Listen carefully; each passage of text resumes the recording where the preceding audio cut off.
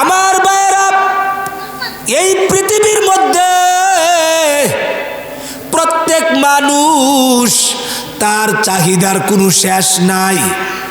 এর মানে হলো এই পৃথিবীর মধ্যে মানুষ আজকে একটা বাড়ি যদি করতে পারে, আরেকটা বাড়ি তার করতে চাহিদা জাগে। এবার ব্রাহ্মণবাড়িয়া কয়েকটা বাড়ি হলে ঢাকাতে করতে চাহিদা জাগে, দেশে শেষ হইলে আবার বিদেশে করতে চাহিদা জাগে। এই পৃথিবীতে মানুষের কমন চাহিদা হলো মানুষ অনেক কিছু পেতে চায়, তার চাওয়ার কোনো শেষ নাই। কথা ঠিক না বেঠিক? তার পেট ভরে না। কিন্তু আমার ভাইয়েরা, চিন্তা করার বিষয় হলো পৃথিবীতে মানুষ যা যা চায় তা তা পাই না, যেই পরিমাণ চাই সেই পরিমাণ পাই না। কিন্তু মানুষে অনেক কিছু চাই, যা চাই তা পাই না। আবার মানুষে অনেক বিষয়ে চাই, যেই পরিমাণ চাই সেই পরিমাণও পাই না। এমন আছে না নাই? আমি চারটা কথা বললাম। পৃথিবীর জগতের সিস্টেম হলো মানুষ মরতে চায় না কিন্তু মরা লাগে। পৃথিবীতে মানুষ বুড়া হতে চায় না কিন্তু বৃদ্ধ হওয়া লাগে।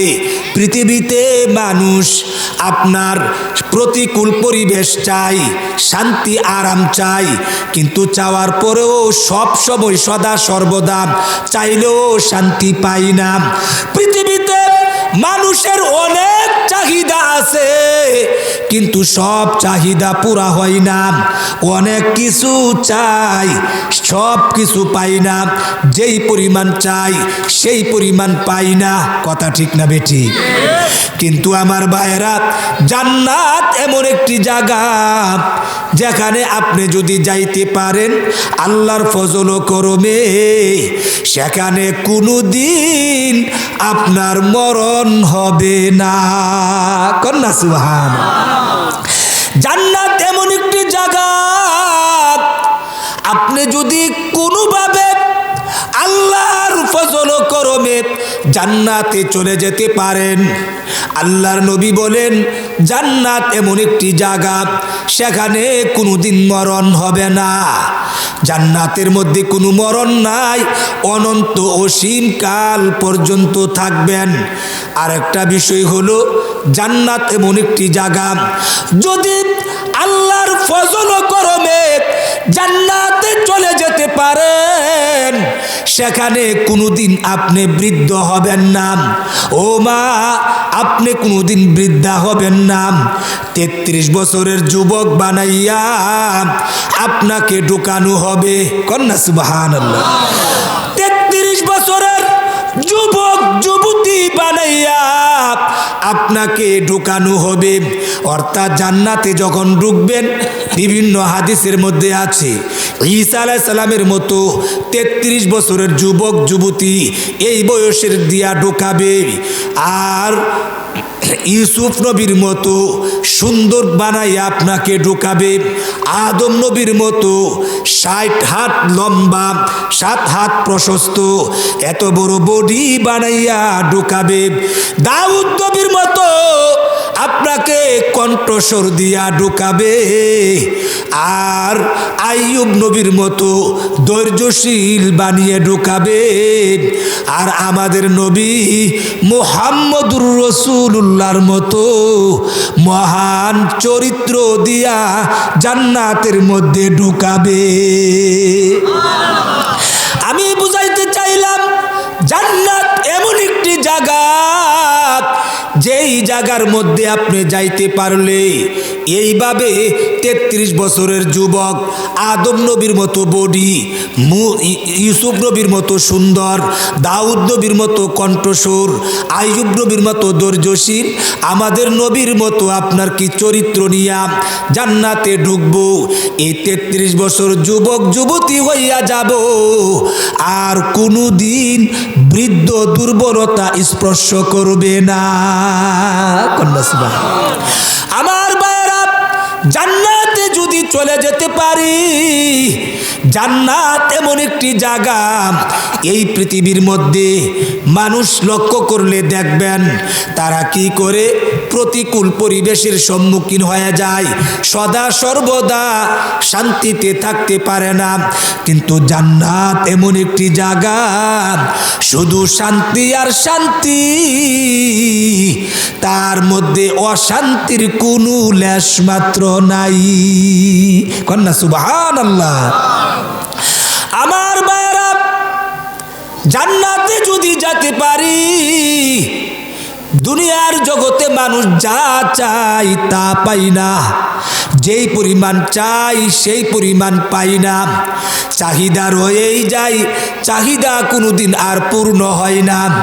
কিন্তু জান্নাত যদি যেতে পারি, আল্লাহ পাক রব্বুল আলামিন বলেন, ওয়ালাকুম ফিহা মা তাশতাহি আনফুসুকুম ওয়ালাকুম ফিহা মা তাদদাউন। আল্লাহ বলেন, তুমি যা কিছু চাইবে, তোমার মনে যা চাইবে তাই পাইবে, আর যা দাবি করবে তাই পুরা করা হবে। এক কথা, জান্নাত এমন একটি জায়গা, তুমি যেই পরিমাণ চাইবে সেই পরিমাণই দেওয়া হবে, যা যা চাইবে তা তাই তোমাকে দেওয়া হবে। কন্যা সুবহানাল্লাহ। তাহলে আমার ভাইরা,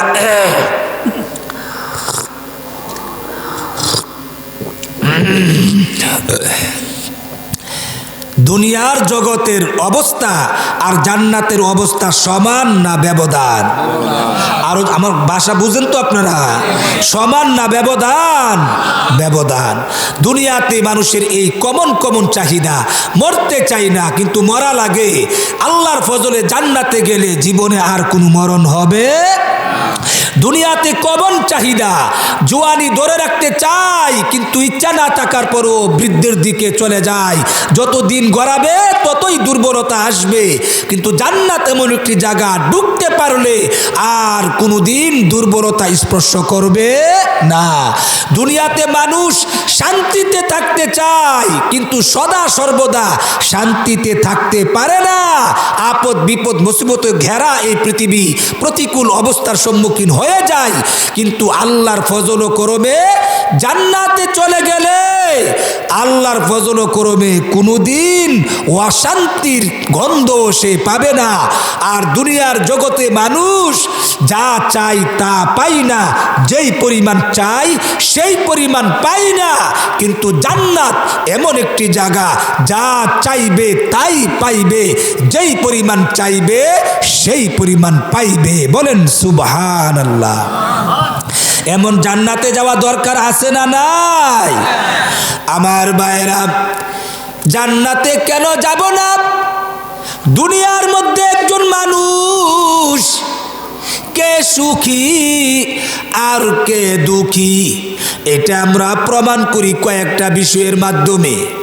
আমাদের স্বাভাবিক দুনিয়াতে চলতে গেলে আমরা যদি দেখি কোনো মানুষের মধ্যে একটা বাড়ি আছে, একটা গাড়ি আছে, সুন্দর একজন স্ত্রী যদি তার থাকে আনন্দ করার জন্য, আর মনে যা চাই তাই যদি সে খেতে পারে, তাহলে আমরা মনে করি এই লোকটা হলো সুখী। এই লোকটা কি? আরো জোরে বলুন, লোকটা কি? এই পৃথিবীর মধ্যে মৌলিকভাবে যদি কোনো মানুষের একটা সুন্দর বাড়ি যদি থাকে, মাথা গুজার মতো যদি একটা জায়গা থাকে, আর যেখানে মনসা সেখানে ভ্রমণ করার জন্য যদি একটা উন্নত মানের গাড়ি থাকে, আনন্দ বিনোদন করার জন্য যদি তার একটা সুন্দরী রমণী সুঠাম দেহের অধিকারিণী একটা স্ত্রী যদি তার থাকে, আর যা মনে চা তা যদি খাইতে পারে, রিজিকের জন্য কষ্ট না থাকে, এই চারটা জিনিস থাকলে দুনিয়াতে চলার জন্য আর কোন কিছু লাগে? বুঝিনি আমার বাসা? লাগে? লাগে? গাড়ি আছে, বাড়ি আছে, বউ আছে, খাওয়ান আছে, আর লাগে কি? কন্যা সুবহানাল্লাহ। এই পৃথিবীর মধ্যে এই চারটা জিনিস যদি কারো মধ্যে পাওয়া যায়, দুনিয়ার জগতে আমরা মনে করি লোকটা সুখী, তার কোনো অভাব নাই। আল্লাহ বলেন, দুনিয়ার মানুষ, তুমি যদি দুনিয়ার মধ্যে নেক আমল করে জান্নাত কামাইতে পারো, আর যদি জান্নাতে যেতে পারো, তাহলে আমি তোমাকে গাড়ি দেব, আমি তোমাকে বাড়ি দেব, আমি তোমাকে নারী দেব, আমি তোমাকে খাবার দেব। মনে রাখবে, জেনে রাখবে, দুনিয়ার গাড়ি বাড়ি নারী খাবার, আখিরাতের গাড়ি বাড়ি নারী খাবার, দুই দিক দিয়া ব্যবধান। বলেন কত দিক দিয়া ব্যবধান? একটা হলো দুনিয়ার গাড়ি বাড়ি নারী খাবার, এইগুলো হলো ক্ষণস্থায়ী, কয়েকদিনের জন্য। হয়তোবা এগুলো ফেলে দিয়ে তুমি চলে যাবে, অথবা তোমাকে ফেলে দিয়ে ওইগুলো হাতছাড়া হয়ে যাবে। কথা ঠিক না বে ঠিক? এইগুলো হলো ক্ষণস্থায়ী, সাময়িকের জন্য। আর আখেরাতে যে আমি গাড়ি বাড়ি নারী দেব, এইগুলো চিরস্থায়ী, অনন্ত অসীম কালের জন্য। কন্যা সুবহানাল্লাহ। আর একটা পার্থক্য হলো, আল্লাহ কোরআনের মধ্যে বলেন, দুনিয়ার গাড়ি বাড়ি নারী খাবার, এইগুলো হলো আপনার নিম্ন পর্যায়ের, থার্ড পার্সনের, টেম্পার সারা দুর্বল। আর আখেরাতের গাড়ি বাড়ি নারী খাবার যে দেব, এইগুলো হলো উন্নত মানের, অতি উৎকৃষ্ট মানের। কন্যা সুবহানাল্লাহ। আমি বুঝাইতে চাইলাম, এবার লক্ষ্য করে দেখুন, দুনিয়ার বাড়ি আর আখিরাতেরও বাড়ি, দুই দিক দিয়া ব্যবধান। লক্ষ্য করে দেখুন, আল্লাহ পাক কোরআনের মধ্যে বলেন, ওয়াসারিউ ইলা মাগফিরাতিম মির রাব্বিকুম, তোমরা দৌড়াও, প্রতিযোগিতা করো, কার আগে কে গিয়ে তোমাদের রবের কাছ থেকে মাগফিরাত আনবে।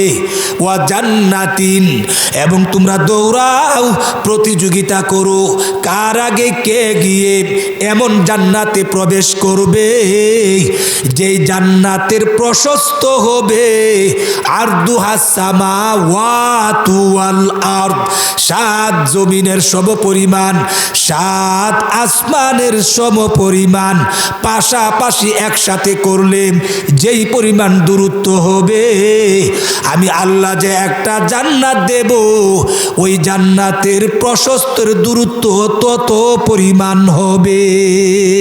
কন্যা সুবহানাল্লাহ। এই কোরআনের মধ্যে আল্লাহ বলেন, তোমরা দৌড়াও, প্রতিযোগিতা করো এমন জান্নাতে যাওয়ার জন্য, যে জান্নাতের প্রশস্ত হবে সাত আসমান সাত জমিনের দূরত্ব পরিমাণ। এ ভাই, জান্নাতের প্রশস্ত কতটুকু? সাত আসমান সাত জমিনের দূরত্ব পরিমাণ আল্লাহ কোরআনে বলছেন। এবার লক্ষ্য করে শুনুন, আল্লাহু আকবার, জান্নাতের বাড়িটা কত বড় হবে।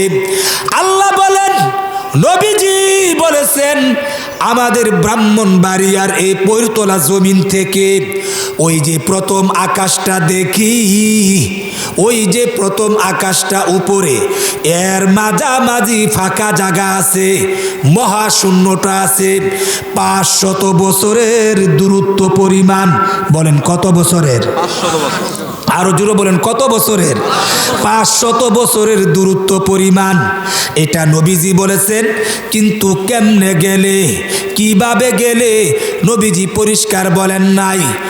মাযহাবের ইমামগণ, ইসলামিক স্কলারগণ এটাকে বের করেছেন। যেমন মাসআলার মধ্যে আছে, কোনো ব্যক্তি যদি তার বসবাসের এলাকা থেকে 78 কিলোমিটার যায় বর্তমান যুগে, আর প্রাচীনকালের হিসাব হলো 48 মাইল দূরে যদি যায়, এর মানে হলো একজন মানুষ স্বাভাবিকভাবে যদি হাঁটে, অর্থাৎ 3 দিন 3 রাতের দূরত্ব পরিমাণ গেলে, 3 দিন 3 রাত্রের দূরত্ব পরিমাণ গেলে, 15 দিনের কম থাকার নিয়তে গেলে, এই উদ্দেশ্যে যদি আবাদি এলাকা অতিক্রম করে, ফিকহ শাস্ত্রের মাসআলা হলো এই লোকটা হলো মুসাফির। এখন 3 দিনের দূরত্ব 48 মাইল হয়ে থাকে। 48 মাইল যদি 3 দিনে হয়, একদিনে হয় 16 মাইল। এবার খেয়াল করে শুনুন, ফুকায়ে কেরাম বলেছেন একজন ব্যক্তি অতি দৌড়ায়ও না, একবারে আস্তে আস্তেও না, স্বাভাবিকভাবে হাঁটলে প্রতিদিন 16 মাইল হাঁটতে পারে। বলেন কত মাইল? কত মাইল? 16 মাইল হাঁটতে পারে। এবার 16কে দিয়া 30 রে গুণ দেন, গুণফল দাঁড়াবে 480 মাইল। বোঝা গেল 1 মাসে 480 মাইল দূরে যাওয়া যাবে। আমার ভাইয়েরা, 480 মাইলকে যদি 12 দিয়া গুণ দেন, গুণফল দাঁড়াবে 5760 মাইল। তাহলে বোঝা গেল 12 মাসে অর্থাৎ 1 বছরে 5760 মাইল দূরে যাওয়া যাবে। আমার ভাইয়েরা, 1 বছরে যদি 5760 মাইল যাওয়া যায়, এই অঙ্ককে যদি 500 দিয়া গুণ দেন, গুণফল দাঁড়াবে 28,80,000 মাইল। কন্যা সুবহানাল্লাহ। অতএব বোঝা গেল নবীজি বলেছেন 500 বছরের দূরত্ব পরিমাণ। আর ফুকায়ে কেরাম অঙ্ক করে বের করে দিয়েছেন। এমনি তো দেখা যায় বাদুঘর লেগে গেছে, বিশ্বরুট আসমান লেগে গেছে, কিন্তু আল্লাহ বলেন বান্দা বান্দি, ওই যে আকাশ দেখা যায়, এই পৃথিবী থেকে মাঝামাঝি মহাশূন্য ফাঁকা জায়গা, এর দূরত্ব কতটুকু? নবীজি বলেছেন 500 বছরের দূরত্ব। আর আমাদের হাঁটার হিসাব অনুযায়ী, এই যুগের হিসাব মতে, আমাদের গণনা মতে 28,80,000 মাইল। কন্যা সুবহানাল্লাহ। এবার বিজ্ঞানীগণের হিসাব মতে এটা তো নবীজি বলেছেন 500 বছরের দূরত্ব, আর ফুকায়ে কেরাম বলেছেন 28,80,000 মাইল। তবে কেমনে দৌড়াইয়া গেলে, নাকি রকেট দিয়ে গেলে, নাকি প্লেন দিয়ে গেলে, এই কথা কেউ বলে নাই, কিন্তু বিজ্ঞানীগণ আবিষ্কার করেছেন। তারা বলেন এই পৃথিবী থেকে 9,30,00,000 মাইল দূরে সূর্যটা অবস্থান করে, এই সূর্য থেকে আরো বহু বহু গুণ উপরে তারকাগুলি অবস্থান করে। বিজ্ঞানীগণ বলেছেন এই পৃথিবীর মধ্যে, পৃথিবী থেকে 13 লক্ষ গুণ বড় সূর্যটা। আবার বিজ্ঞানীগণ বলেন এক একটা তারকা সূর্য থেকে কমের পক্ষে 20,000 গুণ বড়। কন্যা সুবহানাল্লাহ। বিজ্ঞানীদের বইয়ে লেখা আছে এক একটা তারকা থেকে প্রতি সেকেন্ডে 1,86,000 গতিমাইল বেগে আলোক রশ্মি পৃথিবীর মধ্যে আসে। এত গতি হওয়ার পরেও এক একটা তারকা থেকে পৃথিবীর ব্রাহ্মণবাড়িয়ার পরতরা গ্রামের উঠানে, দেওয়ালে, জমিনে, ঘরে, চালে এই বিদ্যুতের আলো, ওই তারকার আলোগুলো লাগতে লাগতে, ছোঁয়া স্পর্শ করতে করতে কমের পক্ষে 15 লক্ষ বছর সময় লাগে। কন্যা আল্লাহু আকবার। বিজ্ঞানীগণ বলেছেন, এবার একটু মাথা ঘুরান, চিন্তা করেন। আল্লাহু আকবার। বিজ্ঞানীগণের এই কথার দ্বারা বোঝা যায় আমার আল্লাহ কোরআনের মধ্যে বলে দিয়েছেন, সূরাতু ইয়াসিনের মধ্যে বলেছেন ওয়া কুল্লুম ফি ফালাকি ইয়াসবাহুন। আল্লাহ বলেন এই চন্দ্র, এই সূর্য, এই গ্রহ নক্ষত্র, গ্যালাক্সি, তারকা, পৃথিবীর সৌরজগতের কোটি কোটি সৃষ্ট বস্তু, আল্লাহ বলেন ফি ফালাকিন কুল্লুন, এই প্রত্যেকটা চন্দ্র চন্দ্রের কক্ষপথে, সূর্য সূর্যের কক্ষপথে, তারকাগুলি যার যার কক্ষপথে। আল্লাহ বলেন ফালাকুন, এই মহাশূন্যটার ভিতরে ইয়াসবাহুন, তারা চক্কর দিতেছে, সাঁতার কাটে। কন্যা সুবহানাল্লাহ। আল্লাহ আল্লাহ সূরাত ইয়াসিনের পারেক আয়াতে বলেন, যালিকা তাকদীরুল আজিজিল আলিম। এটা এমনি এমনি এগুলো চলে না। মহাজ্ঞানী মহাপরাক্রমশালী আমি আল্লাহ পাকের নিয়ন্ত্রণে চলে। এবার লক্ষ্য করার বিষয় হলো, আয়াত দ্বারা বোঝা যায় এই চন্দ্র সূর্য তারকাগুলি মহাশূন্যের ভিতরে আল্লাহ পাকের নিয়ন্ত্রণে যার যার কক্ষপথে চলে। এবার বোঝার বিষয় হলো, চন্দ্র সূর্য গ্রহ নক্ষত্র ওই যে আসমানের নিচে, আমাদের ব্রাহ্মণবাড়িয়ার জমিনের উপরে মাঝামাঝি যে ফাঁকা জায়গা মহাশূন্য, এর ভিতরে আপন আপন কক্ষপথে চলে। নবীজির ভাষা অনুযায়ী 500 বছরের দূরত্ব পরিমাণ, আর ফুকায়ে কেরামের ভাষা অনুযায়ী 28,80,000 মাইল। বর্তমানের বিজ্ঞানীগণ বলেন এই যে দূরত্বটা কতটুকু আমরা তার কিনারা পাই নাই। আমাদের হাজার হাজার লক্ষ লক্ষ মাইল গতিবেগের রকেট আমরা ছেড়ে দিয়েছি, কোনো কিনারা পাই নাই, পাবেও না। তবে তাদের থিওরি অনুযায়ী বোঝা যায় এক একটা তারকা থেকে প্রতি সেকেন্ডে 1,86,000 গতি মাইল বেগে আলো আসতে থাকে। এত গতি হওয়ার পরেও 15 লক্ষ বছর সময় লাগে ব্রাহ্মণবাড়িয়ার জমিনে পৌঁছতে পৌঁছতে। কন্যা সুবহানাল্লাহ। এখন বুঝে থাকলে বলুন, ওই যে প্রথম আকাশটা আর আমাদের ব্রাহ্মণবাড়িয়ার জমিনটা, এই মাঝামাঝি যে ফাঁকা জায়গা মহাশূন্য দেখি, খালি জায়গা দেখি, এটা কি অতি কাছে না অনেক দূরে? কি বুঝলেন, কাছে না দূরে? বলেন কাছে না দূরে? এবার শুনেন, এই হলো মহাশূন্যের একটা দূরত্ব পরিমাণ। এবার আল্লাহ আরেক আয়াতের মধ্যে বলেন, ওয়াবানাইনা ফাওকাকুম সাবআন শিদাদা। আল্লাহ বলেন, বানাইনা আমি সৃষ্টি করেছি, ফাওকাকুম তোমাদের মাথার উপরে, সাবআন শিদাদা 7টা আকাশ। বলেন কয়টা আকাশ? শক্ত দুর্বুদ্ধ প্রাচীরের ঘেরা শক্তিশালী শক্ত 7টা আকাশ আমি তোমাদের উপর সৃষ্টি করেছি। এবার আল্লাহ কোরআনের মধ্যে বলেন, এই যে আল্লাহর নবী হাদিস শরীফের মধ্যে বলেন, এই মহাশূন্য হলো 500 বছরের দূরত্ব পরিমাণ। আমার কথাটি বুঝতেছেন না আপনারা? খেয়াল করে শুনেন, 500 বছরের দূরত্ব মহাশূন্য। এরপরে যে আকাশ আছে, আকাশটাও পুরুত্ব ঘনত্ব প্রশস্ত মোটা, এটাও 500 বছরের দূরত্ব। ওই আকাশের উপরে আরেকটা মহাশূন্য, ওইটাও 500 বছরের দূরত্ব। এর উপরে দ্বিতীয় আরেকটা আকাশ আছে, ওইটাও মোটা 500 বছরের দূরত্ব। এর উপরে আরেকটা মহাশূন্য আছে 500 বছরের দূরত্ব। এর উপরে আরেকটা আকাশ আছে 500 বছরের দূরত্ব। আমার আল্লাহ কোরআনে বলেন, এইরকম 7টা মহাশূন্য, 7টা মহা আকাশ স্তরে স্তরে আমি আল্লাহ সৃষ্টি করেছি। এবার আল্লাহ বলেন, ওয়াসারিউ ইলা মাগফিরাতিম মির রাব্বিকুম, তোমরা দৌড়াও, প্রতিযোগিতা করো তোমাদের রবের কাছ থেকে মাগফিরাত পাওয়ার উদ্দেশ্যে।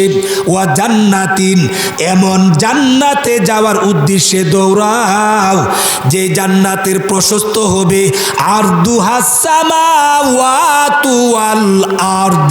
সামাওয়াত বহু বচন বলেছেন, 7 আকাশ, ওয়াল আরদ এমন 7টা জমিন।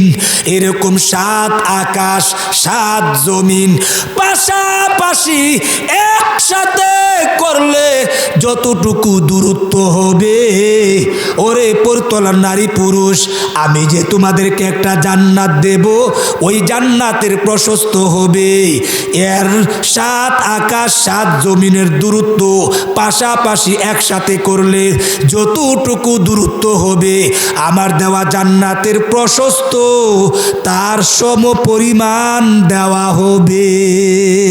কন্যা সুবহানাল্লাহ। এই আয়াতের ব্যাখ্যায় তাফসীরে বয়ানুল কুরআনে হাকিমুল উম্মত আশরাফ আলী থানভী রাহমাতুল্লাহ আলাইহি বলেন, আল্লাহ কোরআনের মধ্যে জান্নাতের প্রশস্তের কথা তুলে ধরেছেন, লম্বার কথা বলে নাই। আল্লাহ বুঝায় দিলেন, বান্দারে দুনিয়ার জগতে প্রশস্ত এটা হলো খাটো, বেটে, ছোট, আর দৈর্ঘ্য এটা মানে লম্বা বড়। অতএব প্রশস্তের কথা আল্লাহ কোরআনে বলে দিয়েছেন। দৈর্ঘ্য লম্বা কত বড় হবে আল্লাহ বলেন নাই। আল্লাহ বুঝাইয়া দিলেন, ওরে বান্দা বান্দি, যে জান্নাতের প্রশস্ত হবে 7 আসমান 7 জমিনের সমপরিমাণ, ওই জান্নাতের লম্বা কত হবে আল্লাহই ভালো জানে। কন্যা সুবহানাল্লাহ। একটু আন্দাজ পাইছেননি জান্নাতটা কত বড় হবে? এই কথাটা কার কথা? আল্লাহর কোরআনের কথা।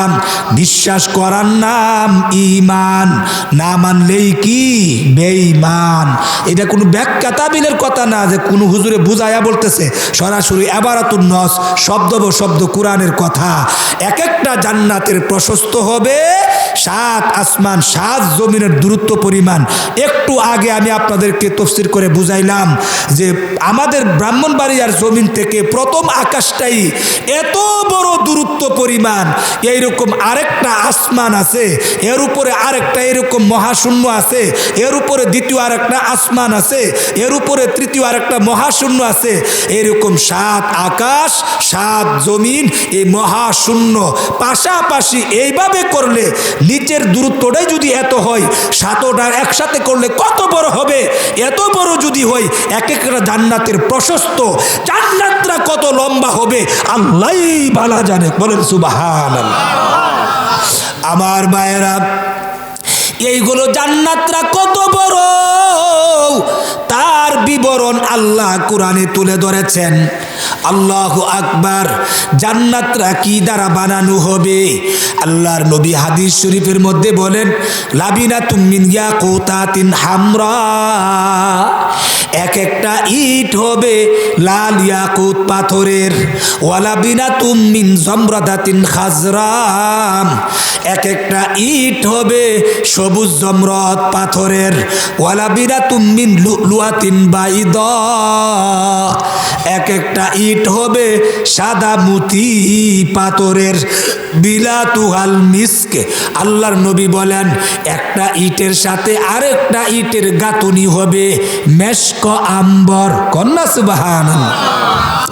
হাসবাহু গাল্লুলু, ওই বিল্ডিং এর মধ্যে উঁচা উঁচা টিলা হবে হাসিসুহা জাফরান, ওই টিলাগুলোর উপরে সবুজ ঘাস গজাবে। ওয়াসাকফুহা আরশুর রহমান, আল্লাহর নবী বলেন আর ওই জান্নাতের ছাদ হবে আল্লাহ পাকের আরশে আজিম। কন্যা সুবহানাল্লাহ। এবার লক্ষ্য করে শুনুন, দুনিয়াতে যত বড় টাকাওয়ালা হন না কেন, একটা ইট লাল ইয়াকুত পাথরের দ্বারা বানাতে দিতে পারবেন না, আরেকটা ইট সবুজ জমরদের পাথরের দ্বারা দিতে পারবেন না, আরেকটা ইট সাদা মুতি পাথরের দ্বারা দিতে পারবেন না। নাকি পারবেন? দুনিয়াতে এই মাটির ইট একটা আরেকটার সাথে গাঁথুনি হয় সিমেন্ট বালি আর পানি মিক্সার করে। আল্লাহ বলেন ওই ইটগুলাকে যে একটার সাথে একটা গাঁথুনি হবে, লাগানো হবে মেশক আম্বরের দ্বারা। কন্যা সুবহানাল্লাহ। অর্থাৎ ওই জান্নাতের বিল্ডিং থেকে শুধু সুঘ্রাণ বের হবে, মেশক আম্বর বের হবে। শুধু তাই না, উঁচা উঁচা টিলা হবে। নবীজি বলেছেন টিলাগুলোর উপর সবুজ সবুজ গাছ গজাবে, চোখের জ্যোতি বাড়বে, দেখতে বড় সুন্দর লাগবে। ওই জান্নাতের ছাদরা আল্লাহ এইরকম সেন্ট্রালিং এর ছাদ দিবে না। আল্লাহ বলেন আল্লাহ পাকের আরশে আজিম দ্বারা ছাদ হবে। আরশে আজিম উপরে থাকবে, নিচে বিল্ডিং। বলেন না সুবহানাল্লাহ। আমার ভাইয়েরা, এইগুলো জান্নাত জান্নাতের বাড়ির কি দ্বারা বানানো হবে তার বিবরণটা দিলাম। এবার লক্ষ্য করে শুনুন, জান্নাতের বাড়িটা কত তালা হবে আপনাকে যে দিবে। আল্লাহু আকবার। নবীজি হাদিসের মধ্যে বলেছেন, ইউকালু লিসাহিবিল কুরআন, কোরআনওয়ালাদেরকে বলা হবে, ইকরা, পড়ো পড়ো, ওয়ারতাকি, উপরে চড়ো চড়ো, উপরে উঠো, ওয়ারাত্তিল কামা তুরাত্তিলু ফিদ দুনিয়া, যেমনই ভাবে তুমি পৃথিবীর মধ্যে হদর থেমে থেমে সুন্দরভাবে তেলাওয়াত করতে, এমনভাবে তুমি পড়তে থাকো। ফা ইন্না মানজিলাকা ইনদা আখিরি আয়াতিন তাকরাউহা, যেই আয়াত নম্বরে তোমার তেলাওয়াত শেষ হয়ে যাবে, ওই আয়াতের সংখ্যার মধ্যে তোমার জান্নাতের বাড়ি হয়ে যাবে। আমার ভাইরা, এই কোরআনের মধ্যে 114 খানা সূরা আছে। আপনারা সবাই জানেন 6666 আয়াত। তাহলে বোঝা গেল এই কোরআনের মধ্যে আয়াতের সংখ্যা যত, জান্নাতের এক একটা বাড়ির তালার সংখ্যাও তত। কন্যা সুবহানাল্লাহ। অতএব আমার ভাইয়েরা, কেউ 10টা সূরা মুখস্থ করেছেন, 10টা সূরার মধ্যে যতটা আয়াত সংখ্যা হবে, সেখানেই আপনার জান্নাতের বাড়ির বসবাসের তালা হবে। আপনি মনে করেন 15 পারার হাফেজ ছিলেন, 15 পারা পড়বেন, আয়াতের সংখ্যায় গিয়ে আপনার জান্নাতের বাড়ির তালা হবে।